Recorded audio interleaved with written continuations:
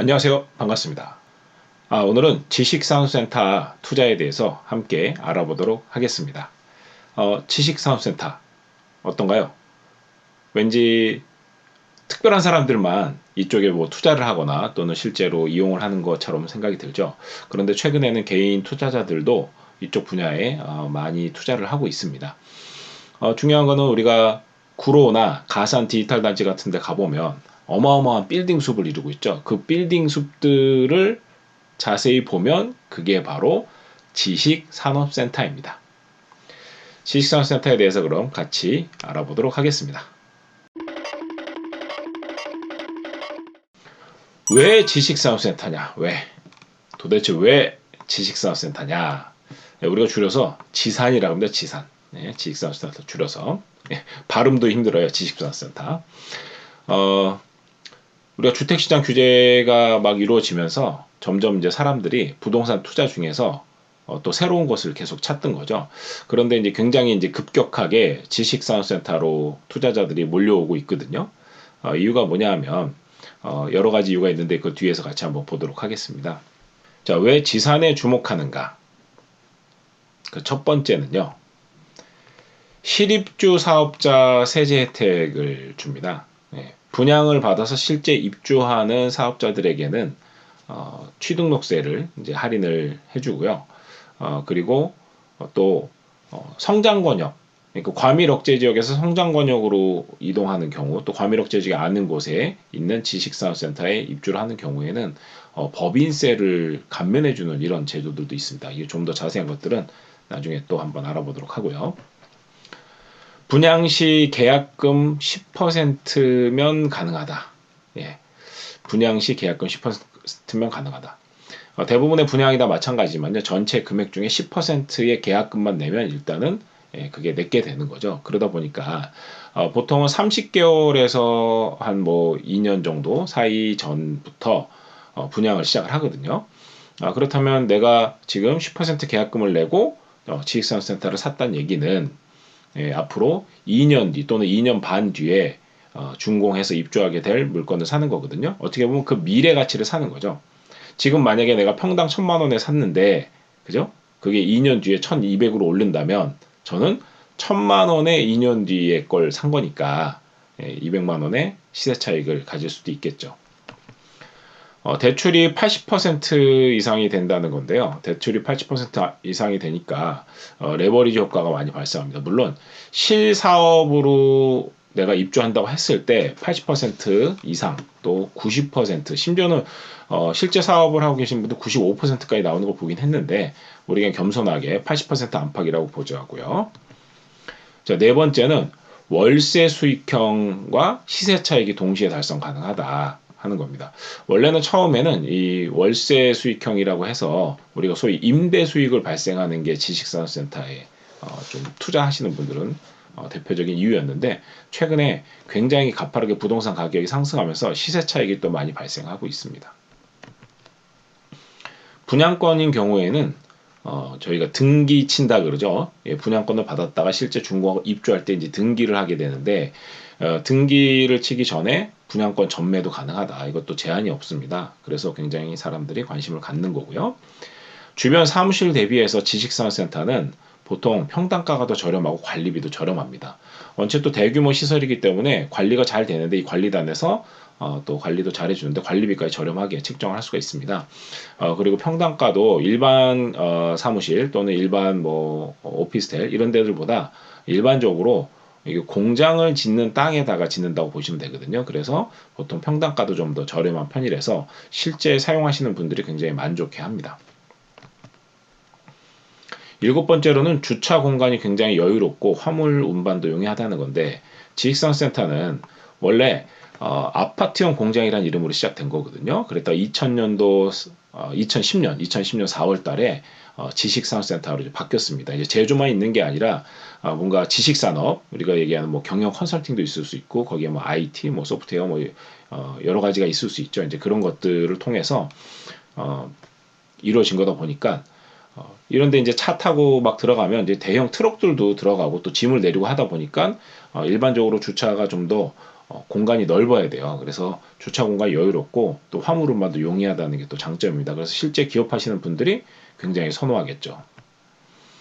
드라이브인, 차를 몰고 들어가는 드라이브인도 있고 또 창고도 있고 그다음 공용 복지 시설이 많습니다. 그래서 웬만한 것들이 이 지식산업센터 안에서 다 이루어지기 때문에 직원들의 업무 만족도 굉장히 높습니다. 그래서 우리끼리 하는 얘기지만 지산에 한번 들어오면 빠져나가지 못한다.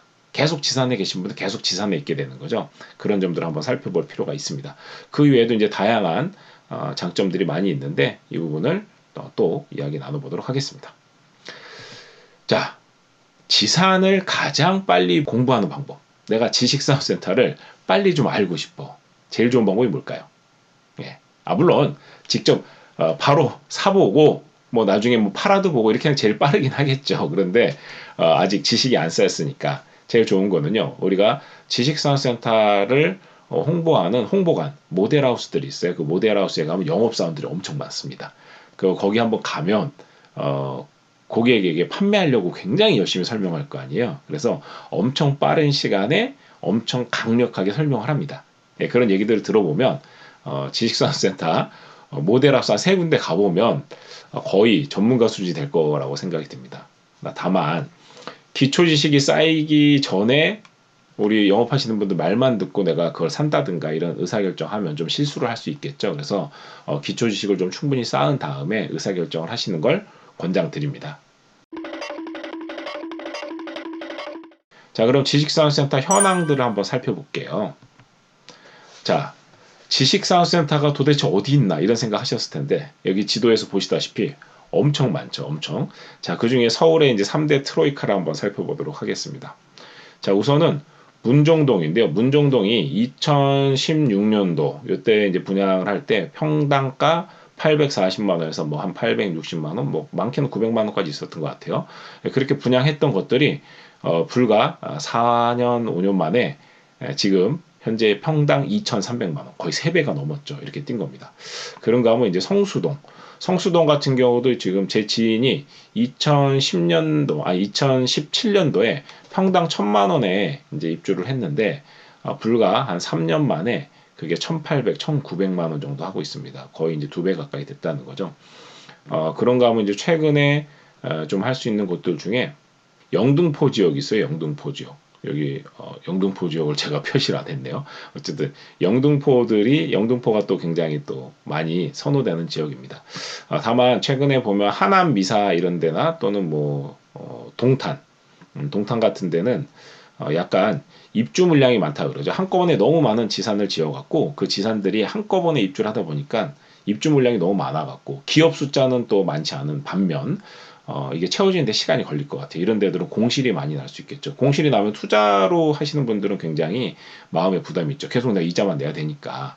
물론 뭐 장기적으로 시세 차익이 올라갈 거라는 기대를 갖고 편안한 마음이신 분이 있을 수 있지만 일반적으로 그렇다는 거죠. 그래서 중요한 거는 이 공실 위험이 적으려면 지산들이 많이 잘 지어져서 차 있는 데에 새로운 데가 생긴다든가 또는 굉장히 역세권이라든가 또는 주변에 경쟁할 만한 지산이 없는 곳 그런 곳도 또 괜찮을 수 있습니다. 어쨌든 여러 지역이 굉장히 많이 있는데 최근에 굉장히 각광받고 있다 해서 두루두루 있으니 관심을 좀 가져보시면 좋겠습니다. 자, 평당가는 뭐 제가 여기 적어놨는데요. 여기 도표 자료 뭐 스마트폰 캡처해서라도 한번 보시면 될 것 같아요. 문정동에 대해서 그리고 성수동에 대해서 말씀을 드렸고요. 구로 디지털 단지는 최근에는 구로 디지털 단지는 뭐 새로 지을 땅이 없어서 거의 뭐 매매 시장이에요. 매매 시장. 매매하는 정도의 시장입니다. 저도 2013년도에 사업을 새로운 교육 사업을 시작을 해갖고 하여튼 좀 지나갖고 제가 이런 지산에 입주할까 하고 알아본 적이 있었어요. 근데 중요한 건 뭐예요? 임대료보다 사갖고 이자를 내는 게 훨씬 싸더라는 거죠. 근데 그 당시 잘 몰라갖고 제가 이제 여행사를 하려고 그랬거든요. 그랬더니 이제 그 업종은 안 된다 하는데 뒤에서 설명드리겠지만 업무 지원 시설이라는 데로 가면 되는 거였는데 잘 몰랐어요. 어쨌든 그때 당시에 제가 만약에 입주를 했으면 거의 한 80% 올랐어요. 그 자리가 좀 아쉬움이 있습니다. 자, 그런가 하면 이제 가산 디지털 단지는 좀 편차가 심합니다. 가산 디지털 단지 같은 경우에는 역세권은 뭐 한 뭐 1250, 1300 이렇게 분양을 최근에 하고 있고 또 그럼에도 불구하고 굉장히 인기가 있는데 여기서 좀 많이 떨어졌다 싶으면은 뭐 평당 한 700만 원 밑으로도 되는 것 같아요. 똑같이 지은 건물인데 이렇게 편차가 큽니다. 왜냐하면 가산 디지털 단지는 기업체가 많지만 원체 큰 땅에 큰 지식산업센터를 많이 지었어요.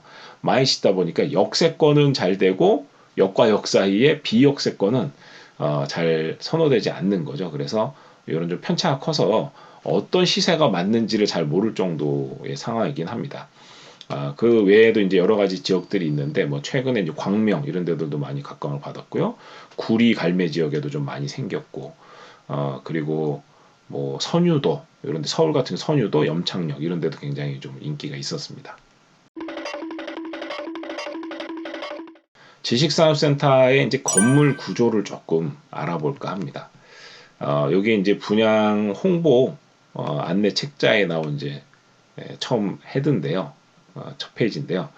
보시면 연면적이 보통 얼마나 되냐, 연면적. 이런 걸 좀 아시면 좋아요. 지식산업센터는 일반적으로 연면적이 3만 평 이상 정도 되면, 이게 바닥 면적의 합입니다. 3만 평 이상 정도가 되면, 와, 굉장히 의리의리하다, 이렇게 생각합니다. 그런데 최근에는 뭐 4만 평, 7만 평, 8만 평, 어딘가요? 뭐 25만 평짜리도 있다는 것 같은데.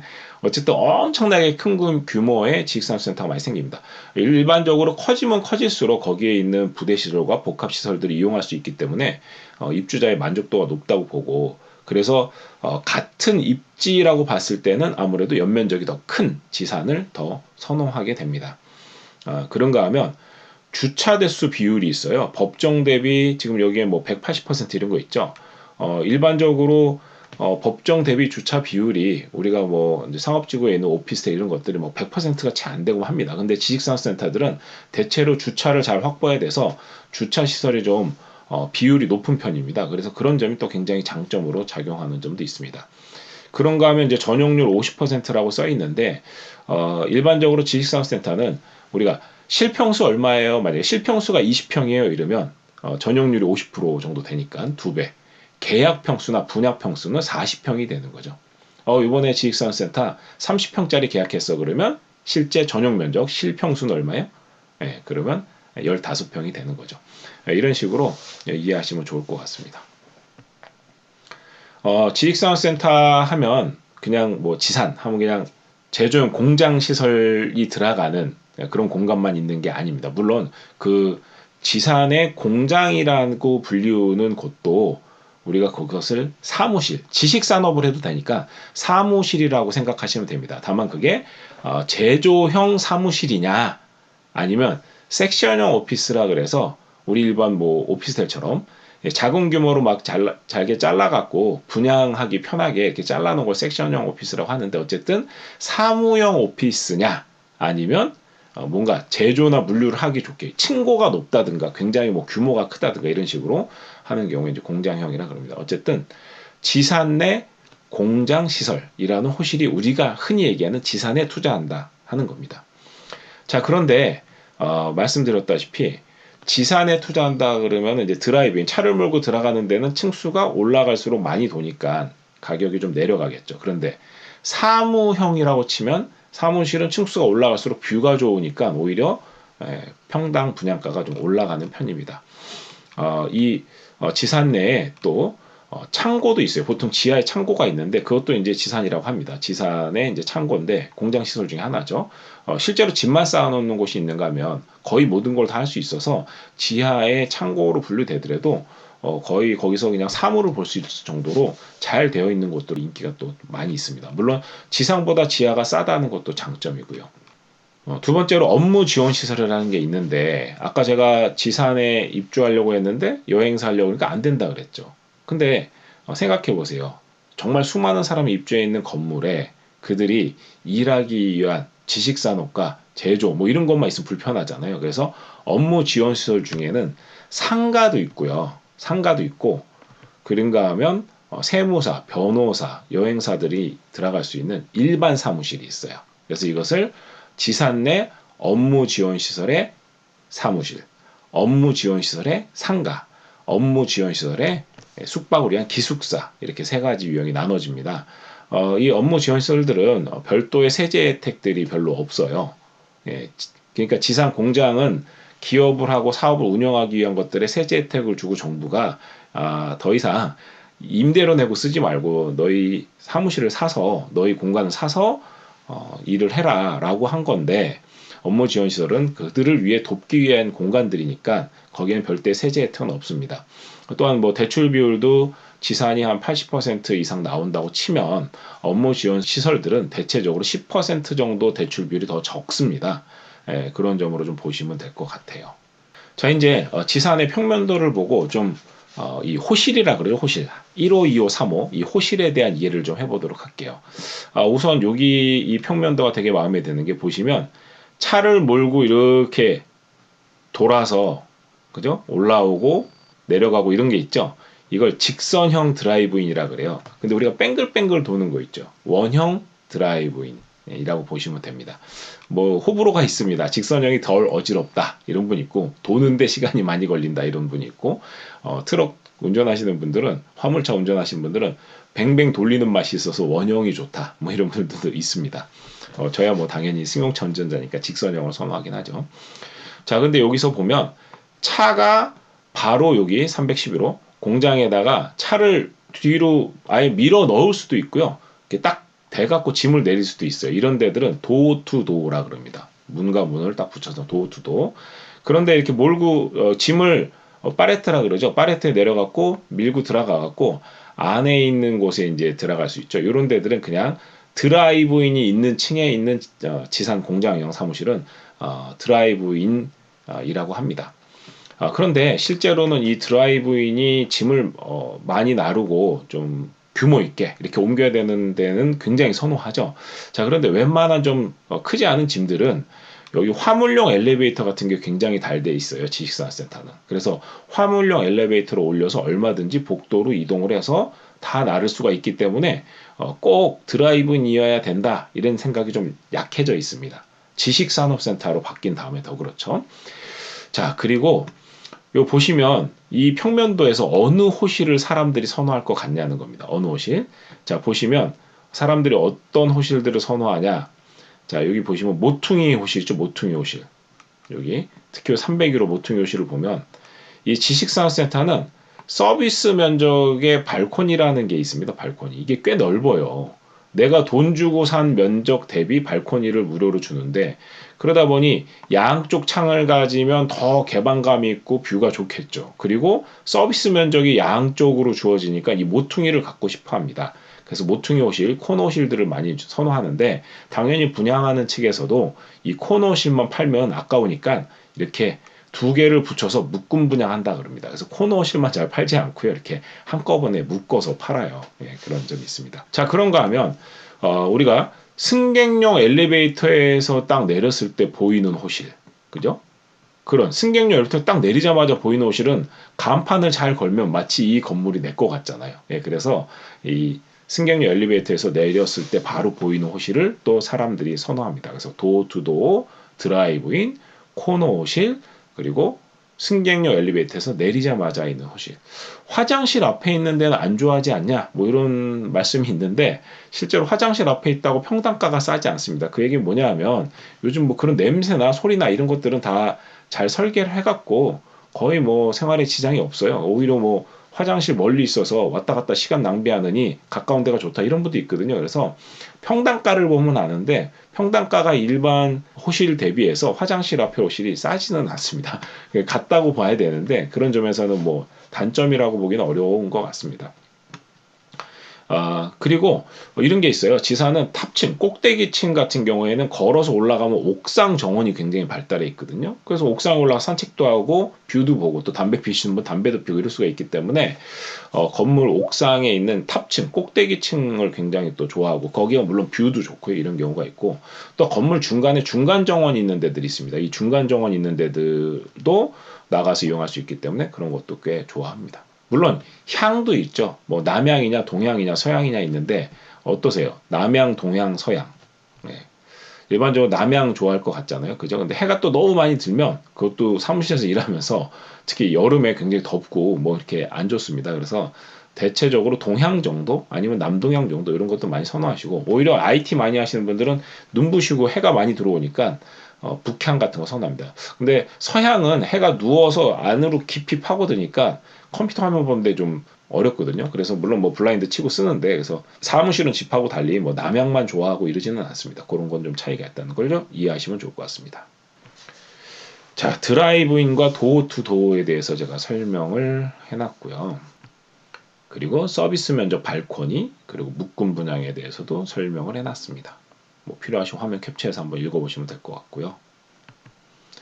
예, 그리고 이제 층고가 얘기가 많이 있는데, 일반적으로 층고가 뭐 한 5.5m 막 이 정도 되면 복층을 만들어서 쓸 수 있는 높이거든요. 6m이면 뭐 당연히 만들 수 있고요. 그런데 이 복층이 일반적으로 합법은 아닙니다. 네, 그래서 법에 맞게 하려면 소방법이나 이런 거 굉장히 신경 써서 해야 되는데 평당가가 너무 많이 들어서 일반적으로 그렇게 잘 못하는데, 우리가 생각하는 그냥 이쁘게 인테리어에서 복층 쓴다 하는 것들은 일반적 합법은 아닌데, 뭐 지자체별로 좀 편차가 있어서 어디는 좀 복층을 쉽게 해서 쓰시는 경우가 있고, 어디는 복층하면 다 뭐 잡아내겠다 이런 데들이 있어요. 그런데 최근에 이 지산이 투자 열기가 뜨겁다 보니 점점 더 많이 관심을 가져서요.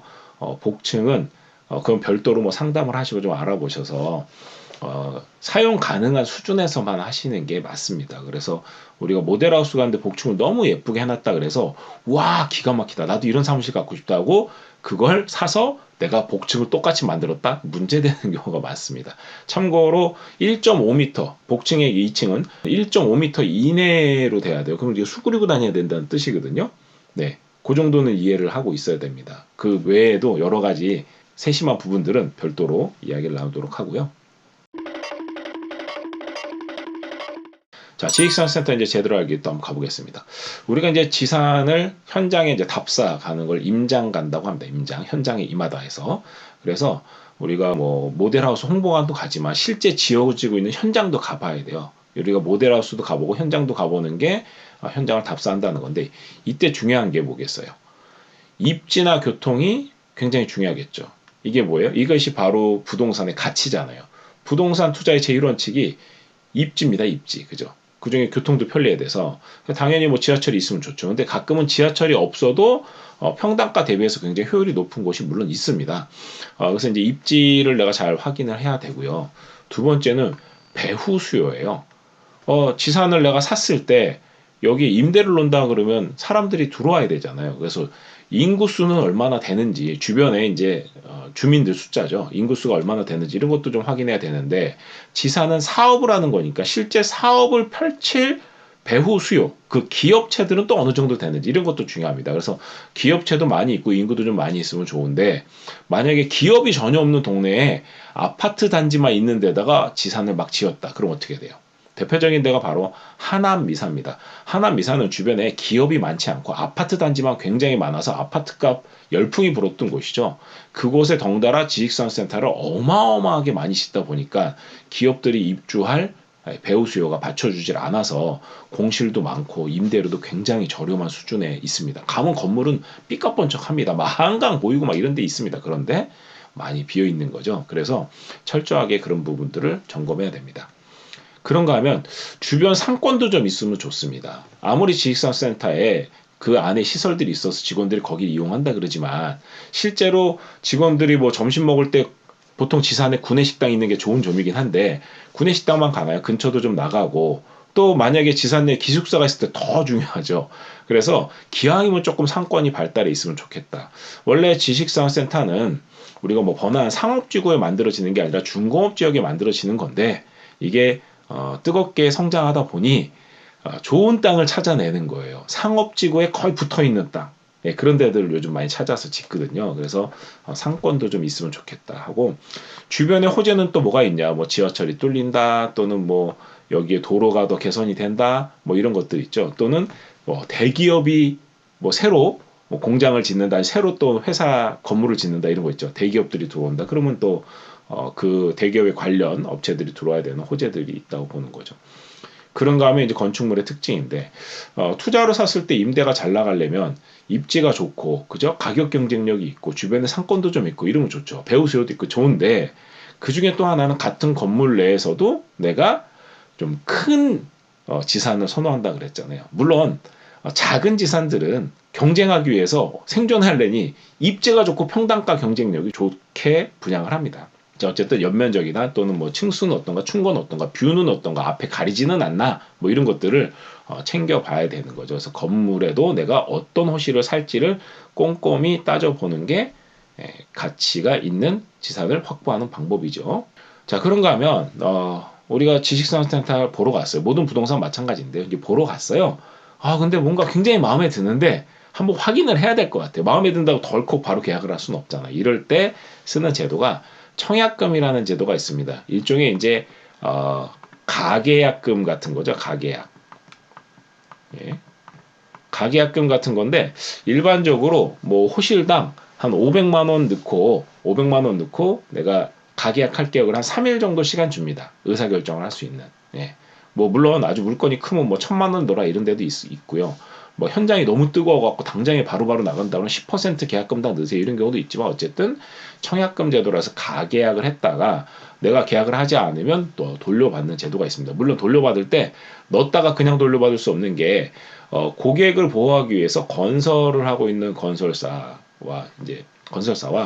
그 돈을 받아서 관리하는 신탁사를 나눠서 관리하고 있습니다. 그래서 신탁사에서 고객의 돈을 안전하게 보호하고 있다가 필요한 돈을 집행을 하는 거거든요. 그럼 내가 가계약금을 신탁사에 넣었다 그러면 돈을 그냥 돌려주세요. 그럼 환불되는 이런 구조가 아니라 마치 분양을 받듯이 우리가 인감도장하고 막 인감증명서 챙겨가서 도장 찍어서 계약하듯이 찍어서 환불을 받아야 되는 번거로운 점은 있습니다만 그래도 이 청약금 제도를 잘 활용하시는 게 좋습니다. 자, 이제 지식산업센터를 계약하고 임대하는 것까지의 절차를 한번 알아보도록 하겠습니다. 자, 첫 번째로 이제 우리가 계약금을 내고 분양을 하게 되면 정계약을 하러 갑니다. 그래서 계약서 작성하러 갈 때 이제 서류들을 챙겨가야 돼요. 그래서 계약서를 작성하게 됩니다. 이게 첫 번째 단계고요. 두 번째는 그 계약서를 작성한 다음에 일반적으로는 개인이 계약서를 작성한 다음에 그 호실에다가 개인 사업자를 내게 됩니다. 왜냐하면 지식산업센터는 기업이 입주해서 쓰는 걸 전제로 한다 그랬잖아요. 그래서 계약한 사람이 그 호실에 개인 사업자를 보통 냅니다. 이런 것들을 다 대행해 줍니다. 그 분양 홍보가 아니라 뭐 저희도 전문 세무사들이 있어서 이런 걸 다 대행을 해드리는데 굉장히 저렴합니다. 어쨌든 그래서 개인 사업자를 내서 나중에 그걸로 이제 대출을 받게 되는 거죠. 자, 그런데 중요한 거는 내가 뭐 법인이야 또는 사업자가 있어 그래 그걸 사 뭐 그런 것도 가능합니다. 그런데 일반적으로는 개인 사업자로 분양을 받고 개인 사업자로 등록하는 게 가장 이제 일반적이고 법인은 별도로 뒤에서 또 말씀드리도록 하겠습니다. 그리고 이제 그 개인 사업자는요 바로 사업이 개시되는 게 아니라 우리가 2년 뒤에 준공해서 입주한다 그러면 준공하고 나서 입주기 유예 기간을 한 2달 정도 주거든요. 60일 정도. 그래서 보통은 준공일로부터 2개월 뒤의 날짜에 사업이 개시된다라고 사업자 등록증을 내게 됩니다. 사업자 등록증을 보면 그래서 사업 개시 예정일이 적혀 있습니다. 세 번째는 이제 계약을 하고 그리고 이제 중도금 자설을 해서 중도금 대출을 받게 되고 이런 과정들이 있는데 계약을 하고 계약금을 냈잖아요. 그럼 그 안에 부가세가 있습니다. 우리가 토지는 면세를 해서 부가세가 없고요. 건물분에 대해서만 있는데 전체로 보면은 약 한 7% 안 되는 정도의 돈이 부가세로 들어갑니다. 그럼 그 부가세를 내가 우리 부가세 왜 신고 기간 있잖아요. 분기별, 법인은 분기별이고 개인 사업자 반기별인데 그때 정기 신고 기간에 환급을 받는 방법도 있지만 바로바로 받고 싶어. 그러면 바로바로 부가세 조기환급 신청을 해갖고 그 바로 다음 달에 돌려받을 수도 있습니다. 자, 이제 중도금 대출 자설을 하러 가야 되는데 이때 이제 계약서하고 또 필요 서류를 챙겨서 이 분양하는 현장에서 지정한 협력은행이 있어요. 그 은행에서 중도금 대출을 받게 되는데 계약금 10%를 내가 내고 분양을 받았잖아요.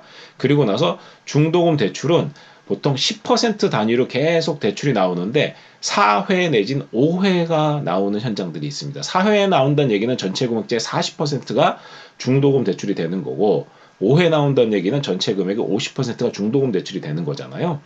네, 그런데 이 중도금 대출은 다 무이자로 실행이 됩니다.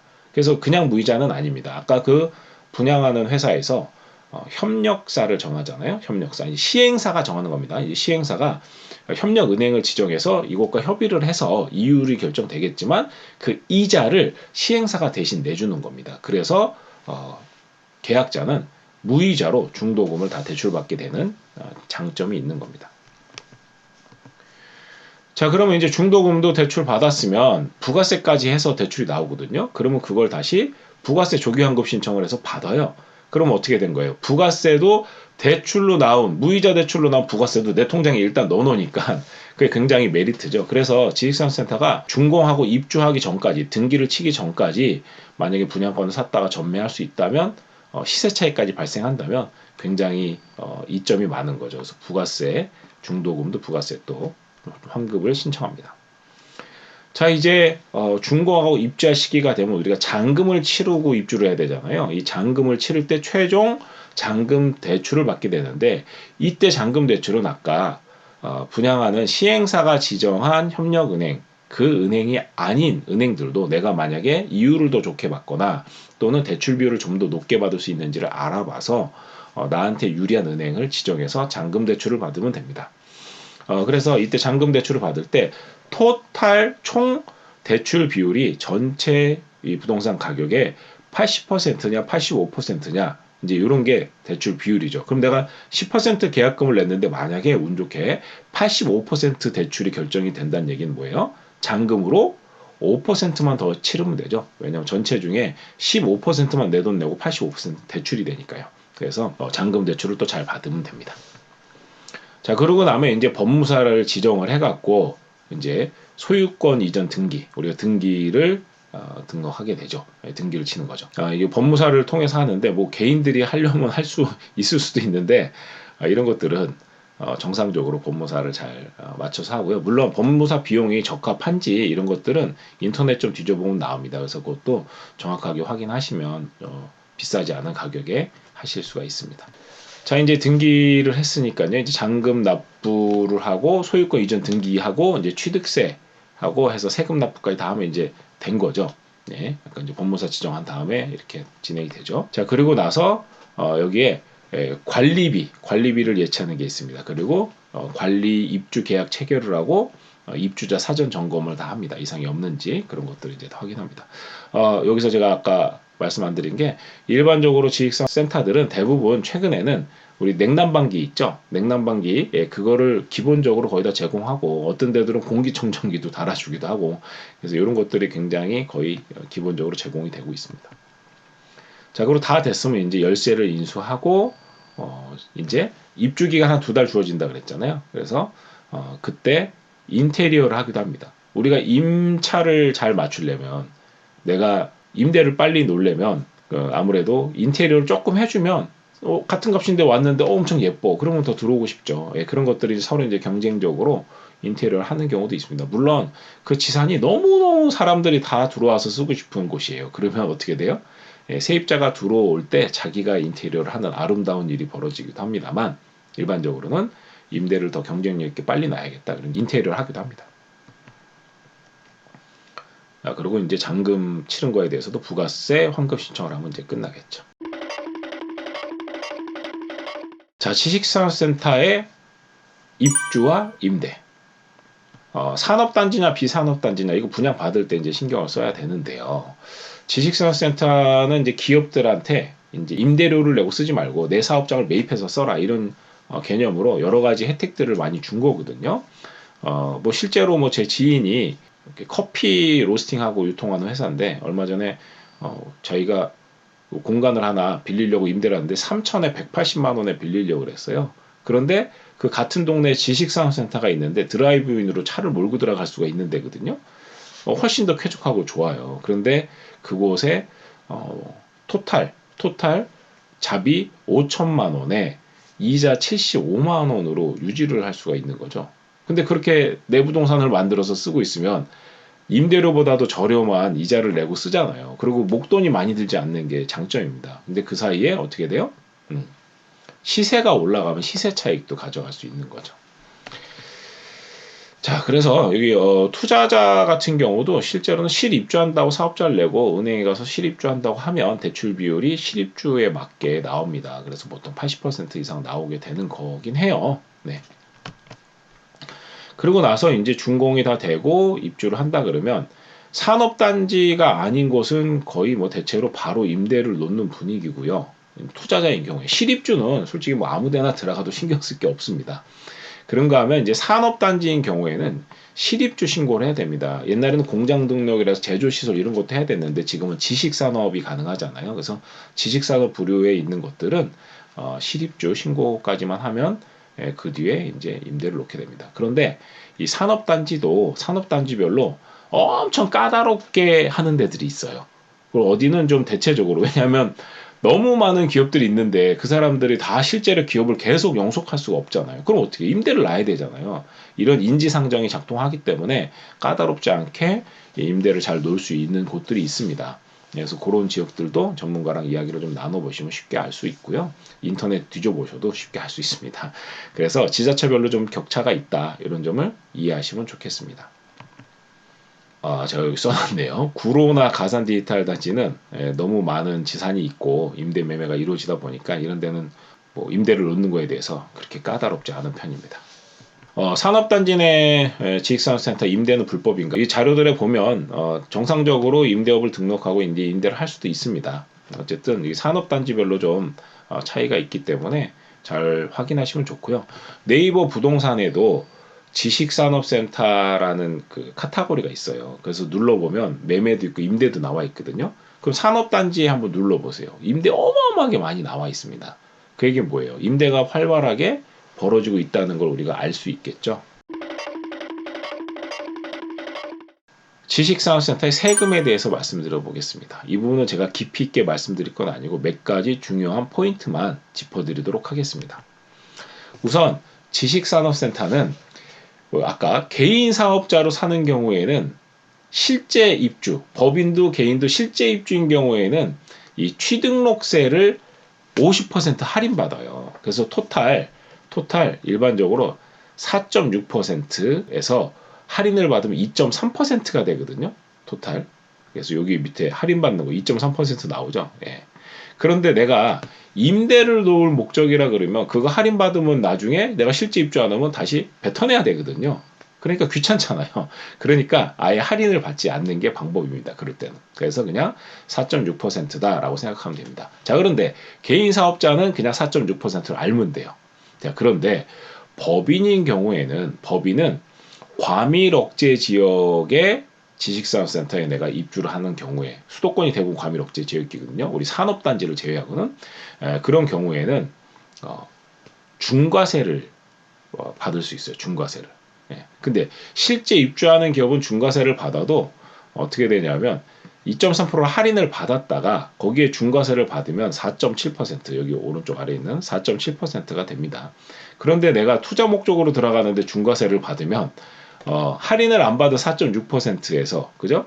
거기서 중과세를 받으면 9.4%가 돼요. 그래서 법인 사업자는 법인으로 내가 분양을 받고 법인으로 투자를 하고 법인으로 이제 임대를 놓는 거는 좀 잘 확인을 하고 전문가랑 좀 상의를 하고 결정을 하시는 게 좋습니다. 개인은 별로 신경 쓸 게 없다. 지식산업센터를 사서 이제 내가 되팔려 그럴 때 양도세가 발생하죠. 양도세는 기본적으로 지식산업센터는 사갖고 1년 내에 되팔면 무조건 50%, 2년 내에 되팔면 무조건 40% 양도세를 냅니다. 자, 그런데 3년 이상 보유를 하게 되면 장기 보유 특별 공제를 받게 돼요. 그래서 여기 있는 표처럼 장기 보유 특별 공제를 받을 수가 있습니다. 이걸 받으면 내가 양도 차익이 줄어드는 결과가 나타나죠. 예, 줄어드는 결과가 나타나는데 3년 이상부터는 2%씩 장기 보유 특별 공제율이 높아져서 15년 이상이 되면 토탈 30% 장기 보유 특별 공제를 적용받을 수 있습니다. 자, 여기 보시다시피 개인 사업자인 경우에는 양도소득세를 내게 되는데 1년 미만일 때 50%, 2년 미만일 때 40%를 내고요. 3년 이상일 때 장기보유 특별공제 받는다 그랬죠. 그래서 양도소득세는 이렇게 일반적인 양도소득세의 룰을 따릅니다. 이렇게 세금을 내게 됩니다. 근데 법인은 양도소득세를 내지 않아요. 법인은 양도소득세가 아니라 법인세를 내게 되거든요. 법인세. 법인은 어떤 소득의 종류를 구분하지 않고 합산해서 법인세를 내요. 그래서 산지 1, 2년 만에 되파는데 양도 차익이 많이 그러니까 차익이 많이 발생한다. 이런 경우에는 법인으로 샀다 파는 게 더 유리할 수도 있습니다. 그런데 어쨌든 단기간에 잦은 매매를 하려는 경우에는 개인 사업자보다 법인 사업자가 낫다. 이런 부분을 보시면 되고, 세율이 다르죠. 세율이. 네. 근데 법인은 아까 신경 쓸 것들이 중과세 이런 거 신경 써야 되겠죠. 네. 자, 지식산업센터의 업무 지원 시설 중에 기숙사가 최근에 굉장히 인기인데 이유는 주택시장 규제를 하니까 1가구 2주택이 될 수 있는 그죠? 오피스텔도 보통 주거용 오피스텔 같은 경우에는 1가구 2주택이 될 가능성이 높죠.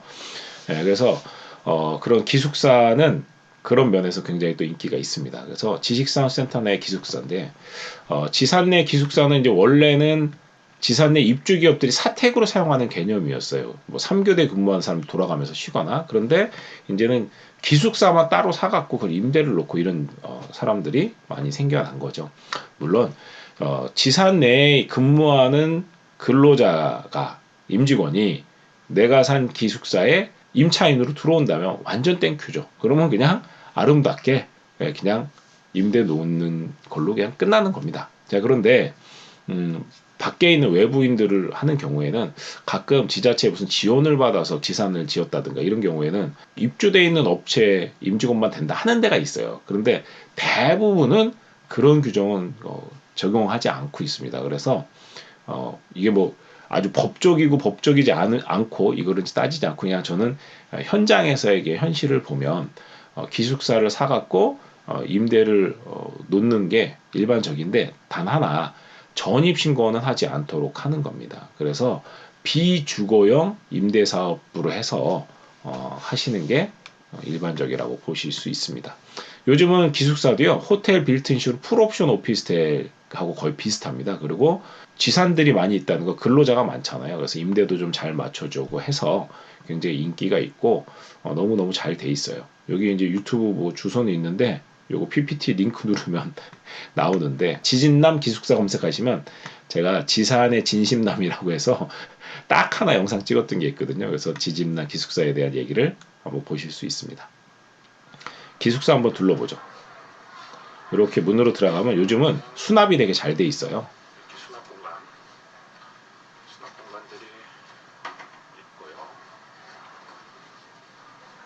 예, 그리고 보시다시피 세탁기도 주고요.